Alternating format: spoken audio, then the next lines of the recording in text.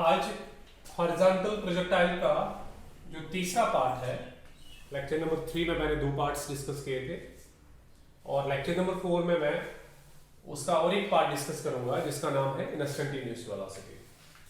तो instantaneous velocity of a horizontal projectile को कैसे डिफाइन किया जाए।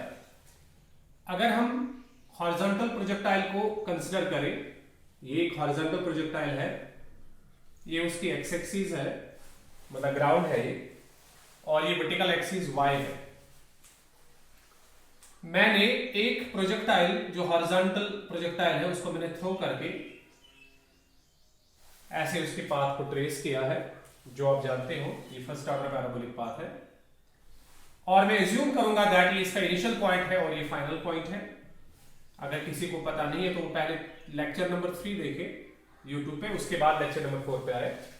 ये हाइट h मैंने डिफाइन की है लेक्चर नंबर 3 में, कुछ ऐसे मैंने हाइट h पे एक प्रोजेक्टाइल को ड्रॉप किया है।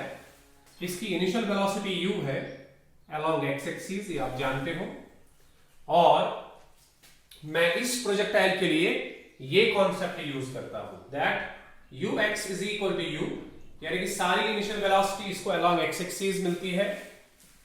uy इज इक्वल टू 0, कोई भी इनिशियल वेलोसिटी इसको y एक्सिस पे नहीं मिलती। ax is equal to 0, acceleration due to gravity along y axis है और x एक्सिस पे नहीं है। जिसको ये देखना है तो वो पहले लेक्चर देख सकता है पहले, उसके बाद इस लेक्चर को देखे तभी इसको समझ आएगा। और ay जो है वो g के बराबर है। तो पहले इससे पहले के लेक्चर्स आप देखोगे, lecture number 1 on projectile, lecture number 2, lecture number 3, उसके बाद आप लेक्चर नंबर 4 पे आओगे। आज मुझे instantaneous velocity of the projectile define करनी है। मुझे पूछा जाएगा what is the velocity of the projectile here, यहां पे कितनी वेलोसिटी है, या यहां पे कितनी वेलोसिटी है, या यहां पे कितनी वेलोसिटी है, या किसी और जगह पे कितनी वेलोसिटी है। So velocity of the projectile measured at any instant of time, जो है किसी भी इंस्टेंट ऑफ टाइम पे जो आप वेलोसिटी को मेजर करोगे उस वेलोसिटी को हम इंस्टेंटेनियस वेलोसिटी का नाम देंगे। I suppose that I take any point, मैं कोई भी पॉइंट यहां पे कंसीडर करूंगा। ये वो पॉइंट है जिस टाइम पे मुझे इंस्टेंटेनियस वेलोसिटी चाहिए, जिस टाइम पे मुझे वेलोसिटी ऑफ द प्रोजेक्टाइल चाहिए, और आई सपोज कि ये टाइम t के बराबर है। मुझे t टाइम पे, मुझे इस t टाइम पे इस प्रोजेक्टाइल की इंस्टेंटेनियस वेलोसिटी कैलकुलेट करनी है। तो मैं क्या करता हूं, मैं कहता हूं दैट फॉर एग्जांपल इसकी वेलोसिटी यहां पे v है, तो वो यहां से होगी, डायरेक्शन ऑफ वेलोसिटी यहां से होगी, तो v इसकी वेलोसिटी है इस पॉइंट पे। तब आप जानते हो प्रोजेक्टाइल एक 2 डायमेंशनल मोशन है, इसका मतलब इसके पास 2 कंपोनेंट्स वेलोसिटी के होंगे। एक कंपोनेंट हॉरिजॉन्टल होगा अलोंग x एक्सिस वेलोसिटी का, और दूसरा कंपोनेंट वर्टिकल होगा अलोंग y एक्सिस। ये v इंस्टेंटेनियस वेलोसिटी है प्रोजेक्टाइल की, यानी कि प्रोजेक्टाइल की वेलोसिटी एट दिस टाइम, इस टाइम पे इसकी वेलोसिटी v है फॉर एग्जांपल। लेकिन हम जानते हैं कि प्रोजेक्टाइल एक 2 डायमेंशनल मोशन को रिप्रेजेंट करता है, इसलिए हमने कहा कि इस वेलोसिटी के 2 कंपोनेंट्स होंगे, इसके वेलोसिटी के 2 कंपोनेंट्स होंगे। एक कंपोनेंट हॉरिजॉन्टल कंपोनेंट होगा अलोंग x एक्सिस जो लाई करेगा, और दूसरा कंपोनेंट ये कंपोनेंट होगा जो अलोंग y एक्सिस लाई करेगा। तो मैं अगर इसके कंपोनेंट्स ड्रॉ करूं तो एक कंपोनेंट मैं ऐसे ड्रॉ करता हूं और दूसरा कंपोनेंट ऐसे ड्रॉ करता हूं, क्योंकि आपने वेक्टर्स में पढ़ा होगा कि ये जो कंपोनेंट्स आप ड्रॉ करते हो ये components mutually perpendicular to each other होने चाहिए, तभी इनको हम रेक्टेंगुलर कंपोनेंट्स का नाम दे सकते हैं। इसलिए मैंने एज्यूम किया कि v का ये x कंपोनेंट है because it's along x axis, और ये v का y कंपोनेंट है because it's along y axis. ये v का x कंपोनेंट है और ये v का y कंपोनेंट है। और अगर आपको थोड़े से वेक्टर्स क्लियर होंगे, मैं थोड़ा वेक्टर्स की तरफ शिफ्ट कर रहा हूं।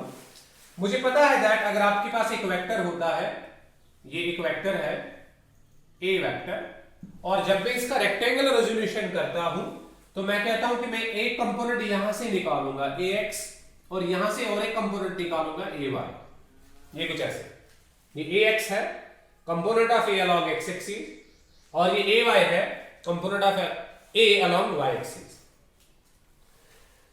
और अगर आपको याद होगा, अगर आपने वेक्टर्स पढ़े होंगे, तब हम जानते हैं कि दैट ये a जो है, अगर मैं इसका मैग्नीट्यूड वापस कैलकुलेट करना चाहूंगा ax की वजह से और ay की वजह से, मैंने a को स्प्लिट किया दो हिस्सों में, ax और ay में स्प्लिट किया मैंने, ठीक।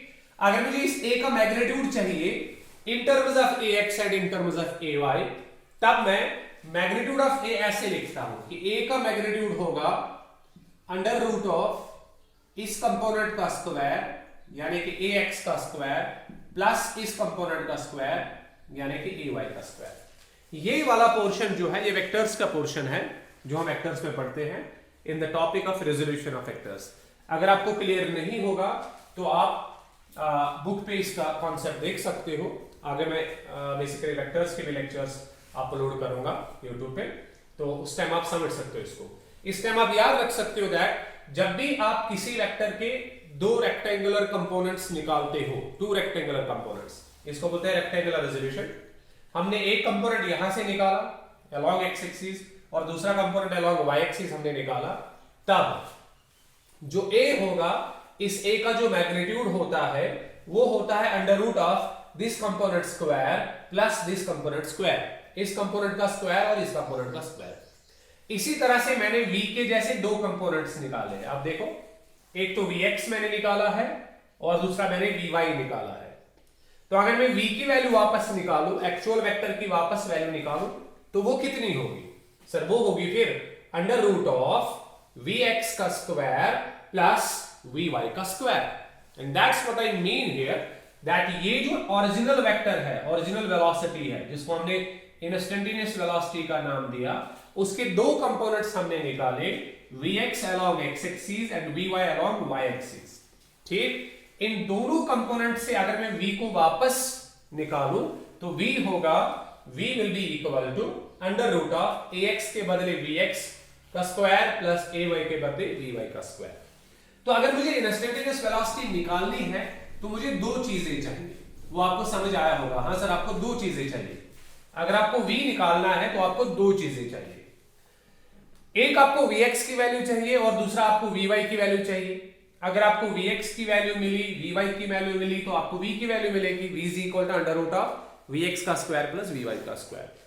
अब सवाल यह है कि हम vx कहां से निकालें। हम एक रिलेशन यूज करेंगे, हम यूज करेंगे using v is equal to u plus at हम यूज करेंगे। वाइल v फाइनल वेलोसिटी है, कौन से टाइम पे? t टाइम पे। ये t टाइम पे फाइनल वेलोसिटी है, ठीक है। v फाइनल वेलोसिटी है t टाइम पे जो मुझे चाहिए, u इसकी इनिशियल वेलोसिटी है, a एक्सेलरेशन है और t टाइम है इस टाइम पे।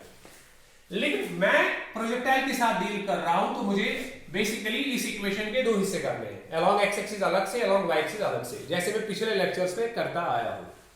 तो मैं v को पहले रिप्रेजेंट करूंगा अलोंग x एक्सिस, तो v बनेगा vx, u बनेगा ux, a बनेगा ax, t बनेगा t। ठीक, सो t को tx नहीं बन सकता बिकॉज़ टाइम स्केलर क्वांटिटी है। इसी तरह से सिमिलरली अगर मैं y एक्सिस पे जाऊं तो v बनेगा vy, u बनेगा uy, a बनेगा ay और मेरे पास t है, कुछ ऐसे। So vx is equal to ux plus axt, vy is equal to uy plus ayt। ठीक, अब मुझे इन सभी चीजों का वैल्यू पता है। ux मैंने पहले ही लिख के रखा है, ax मैंने पहले ही लिख के रखा है और t मैंने पहले ही टाइम नोट किया है। uy मुझे पहले से पता है, uy मुझे पहले से पता है, ay मुझे पहले से पता है, तो मैं इनमें सब्स्टिट्यूशन करूंगा। इंप्लाइज अगर मैं vx की वैल्यू अब निकालूं तो vx होगा, ux की वैल्यू कितनी है बेटा? u प्लस ax की वैल्यू कितनी है? 0 इंटू t। तो इसका मतलब है vx is equal to u, तो vx u के बराबर है, तो ये मुझे vx मिला। सिमिलरली अगर मैं vy की बात करूं तो vy मुझे मिलेगा uy किसके बराबर है? uy इज 0 प्लस ayg है और t हमारे पास है, इंप्लाइज vy की वैल्यू मिलेगी gt, so vy is equal to gt। मुझे क्या निकालना है सर? आपको v निकालना है। तो अगर मुझे v निकालना है, मुझे vx पता है, vy पता है, तो मैं कैसे लिखूं? v is equal to under root of vx का स्क्वायर प्लस vy का square. Therefore instantaneous velocity of the projectile जो है वो हम लिख सकते हैं अंडर रूट ऑफ vx का स्क्वायर प्लस vy का स्क्वायर, कुछ ऐसे। इट फर्दर इंप्लाइज, इसको आप बाद में रिवर्स करके आप इसको नोट कर लेना। So v is equal to under root of vx की स्क्वायर मुझे पता है u का स्क्वायर, सो u का स्क्वायर प्लस vy की स्क्वायर मुझे पता है, vy इज gt का whole square, so this is gt whole square, this one, right. So implies v is equal, तो v मुझे मिलेगा v is equal under root of u square plus g को square तो g square, t को square तो t square. ये मेरे पास instantaneous velocity की रिलेशन होगी। अब इससे मुझे क्या पता चलता है, देखते हैं इससे मुझे क्या पता चलेगा। इससे मुझे एक चीज पता चलती है दैट जितना आप टाइम को इंक्रीज करोगे, देखो इनिशियल वेलोसिटी हमेशा कांस्टेंट होती है जब आपने प्रोजेक्टाइल को थ्रो किया, आपने प्रोजेक्टाइल को थ्रो किया तो g भी आपके पास कांस्टेंट ही होगा, तो ये दो चीजें वैरी नहीं होगी। लेकिन टाइम आपके बस में नहीं है, टाइम तो चलता जाएगा, टाइम हमेशा इंक्रीज होता जाएगा। यहाँ पे इसका 1 सेकंड हुआ है, यहाँ पे 2 सेकंड हुए, 3 second, 4 second, 5 second, 6 second, 7 second. तो जितना t इंक्रीज होता जाएगा, आप समझो जितना t इंक्रीज होता जाएगा, मुझे लगता है कि ये g स्क्वायर t स्क्वायर भी इंक्रीज होगा, क्योंकि t square multiplied to g है। तो जितना आप टाइम को इंक्रीज करोगे उसकी वजह से ये सारा इंक्रीज होगा, और बल्कि ये सारा इंक्रीज होगा। कौन? बिकॉज u स्क्वायर को ये पोर्शन ऐड करना है। जरा बोलो कौन सा portion? g square t square, इसको ऐड करना है। u स्क्वायर को g square t square portion add करना है। तो जितना टाइम इंक्रीज होता जाएगा उतना ये वाला पोर्शन बढ़ जाएगा, उसकी वजह से ये सारा पोर्शन बढ़ जाएगा, उसकी वजह से वेलोसिटी बढ़ जाएगी। इसका मतलब ये है कि यहां पे वेलोसिटी कम होगी, यहां तक टाइम ज्यादा लैप्स हुआ होगा तो टाइम की वजह से वेलोसिटी बढ़ गई होगी, यहां पे इससे ज्यादा वेलोसिटी होगी, यहां पे इससे ज्यादा वेलोसिटी होगी, और यहां पे सबसे ज्यादा वेलोसिटी होगी यहां पे। सो दिस विल बी, यहां पे सबसे ज्यादा वेलोसिटी होगी। तो इसका मतलब प्रोजेक्टाइल की वेलोसिटी सबसे ज्यादा कहां होती है? जब ये ग्राउंड को स्ट्राइक करता है। Its velocity will be maximum when it strikes the ground. अच्छा मुझे बताओ, अगर मैं इस पॉइंट को कंसीडर करूं, थोड़ा सा पास लेके आप सोचोगे, अगर मैं इस पॉइंट को कंसीडर करूं, इस पॉइंट को, मतलब मैं यहां से चला और इस पॉइंट पे मैं पहुंचा, क्या आपको लगता है कि इस रिलेशन में कुछ चेंज करना चाहिए? अगर मैं इस पॉइंट से निकल के इस पॉइंट को कंसीडर करूंगा, मतलब पहले मैं इस पॉइंट को कंसीडर कर रहा था यहां से यहां तक, फिर मैंने इस पॉइंट को कंसीडर किया यहां से यहां तक, फिर मैंने इस पॉइंट को कंसीडर किया यहां से यहां तक, अब मैं इस पॉइंट को कंसीडर कर रहा हूं। बोला बेटा अगर मैं इस पॉइंट को कंसीडर करूं, इस वाले पॉइंट को, क्या इस रिलेशन में कोई ऐसी चीज है जो आप चेंज करना चाहोगे? आप 2 सेकंड के लिए सोचो, क्या इस रिलेशन में कोई ऐसी चीज है जो आप चेंज करना चाहोगे? Yes, right answer. ये स्मॉल t जो है ये अब कैपिटल T बनेगा, है कि नहीं? क्योंकि हमने दोनों पॉइंट्स को कंसीडर किया, इस पॉइंट को और इस पॉइंट को। जब प्रोजेक्टाइल की ट्रैजेक्टरी कंप्लीट होती है तब ये स्मॉल टाइम कैपिटल T से रिप्लेस किया जाएगा। उसको क्या बोलते हैं बेटा? Time of flight. तो इसका मतलब ये है, अगर आप ग्राउंड पे इसकी वेलोसिटी मेजर करना चाहते हो, इसकी मैक्सिमम वेलोसिटी को मेजर करना चाहते हो, तब आपको इस स्मॉल t को रिप्लेस करना पड़ेगा कैपिटल T से।